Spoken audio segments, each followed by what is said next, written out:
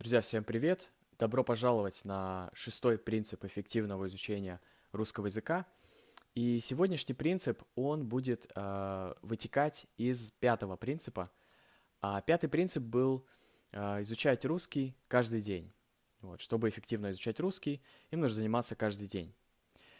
И здесь вы можете подумать, можете допустить ошибку, которую многие допускают, кто изучает языки. И я ее допускал и допускаю до сих пор в некоторых языках. Это думать, что надо как бы делать каждый раз что-то разное. Типа, чем больше ты контента охватишь, чем больше ты текстов разных прочитаешь, чем больше ты видео посмотришь, тем лучше. Но нифига подобного.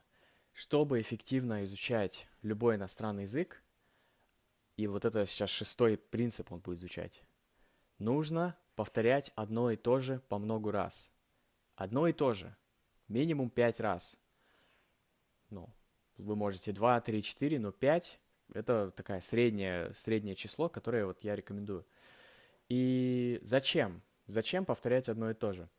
Ну, во-первых, вы повышаете процент понимания, потому что, ну, вы можете просто чего-то не знать, вы можете не успевать за речью, вы можете отвлечься и так далее. И, соответственно, вы уже первый раз, когда смотрите, всегда будет процент ниже. Второй раз вы, во-первых, поймете то, что вы уже поняли, и поймете чуть больше. Потом еще больше, еще. И таким образом у вас будет постоянно повышаться процент понимания. То есть, занимаясь одним и тем же материалом, с одним и тем же видео, с одним и тем же аудио, вы можете больше и больше узнавать с каждым разом. Вторая причина, зачем вообще повторять много раз, это вы закрепляете материал. То есть, например, вы э, послушали или посмотрели один раз, у вас сохранилось, ну, скажем, процентов 70, да, из этого. На следующий день 40. Потом, через неделю-две, 10%. Ну, я как бы утрирую, то есть я не знаю конкретные проценты, сколько там будет, но факт в том, что если вы не повторяете одно и то же, то процент у вас падает, то есть эффективность таких занятий очень сильно снижается. Вот, то есть вот именно поэтому нужно повторять. Ну и опять же произношение. Произношение конструкции это все вам врезается просто в память, когда вы это повторяете много раз. Да, конечно, вы можете, слушая даже разные материалы, встречать одни и те же конструкции, но вероятность их встретить гораздо ниже, чем если вы будете слушать одно и то же. Вот. Теперь, как вы можете слушать одно и то же? И например, первый раз, что вы делаете? Первый раз вы, если вы смотрите видео, то вы пытаетесь понять общий смысл. То есть я называю свои видео и свои тексты на сайте, ссылка, кстати, будет в описании на тексты, на английском. Почему? Чтобы вы изначально уже знали, о чем пойдет речь. То есть вам не надо переводить название. Вы понимаете, о чем идет речь, и смотрите видео, пытаясь понять общий смысл, зацепиться за него. Вот, это первый вариант, да, то есть вы не переводите ничего, вы просто смотрите и пытаетесь понять, о чем идет речь. Второй вариант – это смотреть видео и параллельно смотреть на текст. То есть все мои видео, они с субтитрами, на сайте есть транскрипция. Если вы слушаете, не знаю, подкаст какой-то, старайтесь найти подкаст с транскрипцией. Я еще сделаю подборку, она еще делается по подкастам. Вот. И почему так важно слушать и смотреть? То есть у вас строится связь. Я полагаю, что большинство из вас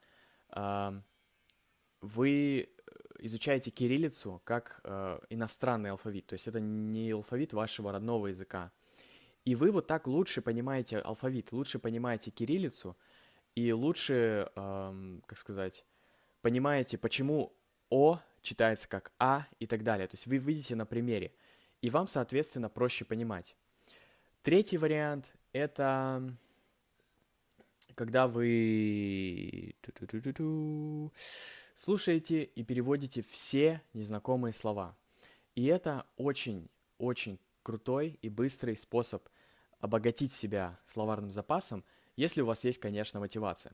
То есть вы заходите выбираете любое мое видео, ам, открыв- по ссылке ниже переходите на сайт, и там будет у вас полная транскрипция. И что вы делаете? Все, что вы не знаете, вы переводите, каждое незнакомое слово. И это третье прослушивание уже будет. Вот.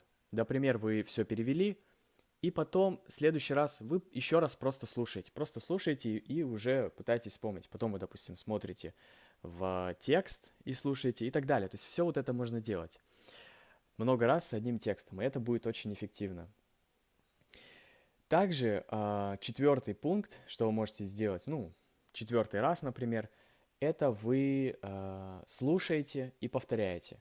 Ну вот, например, я сейчас говорю, вы можете меня остановить и сказать, вы можете меня остановить, то есть вы можете меня повторять за мной, меня имитировать. Вот, это помогает вам, позволяет вам работать над вашим произношением.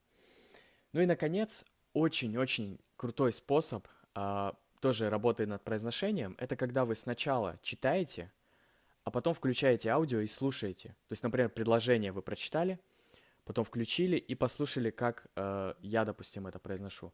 То есть вот, и у вас получается 5, как минимум, способов, как вы можете с разной стороны подходить к изучению материала, вот этого аутентичного живого материала, который я делаю. Так что и это будет в 100 раз эффективнее, чем просто один раз послушать, ничего не перевести и так далее. Конечно, вы можете сказать, что это не интересно, это скучно и так далее, повторять одно и то же много раз. И поэтому я предлагаю вам использовать интересный материал. То есть занимайтесь так с тем, что вам интересно. И чтобы вам было интересно, пишите в комментариях, что вас интересует, о чем вы хотели бы, чтобы я поговорил. То есть я не говорю здесь о, не знаю, ну, каких-то вещах, которые бесполезны. В принципе, вот, допустим, та информация, которую я до вас доношу сейчас, она полезная. Ну, согласитесь, то есть это какие-то мысли, идеи по поводу того, как эффективнее изучать язык. И вы уже изучаете язык, то есть вы мало того, что улучшаете свой русский, вы еще и узнаете, как лучше улучшать свой русский.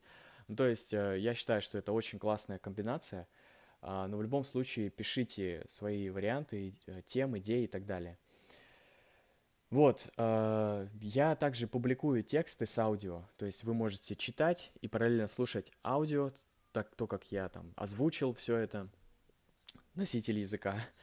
Вот, и там есть перевод самых сложных слов. Так что ссылка будет в описании, ссылка на предыдущие принципы тоже будет в описании. И да, на этом все. Подписывайтесь, если не подписались. Делитесь, расскажите своим друзьям, кто изучает русский, о нашем проекте. И мы с вами увидимся в следующем видео. Всем пока и хорошего дня.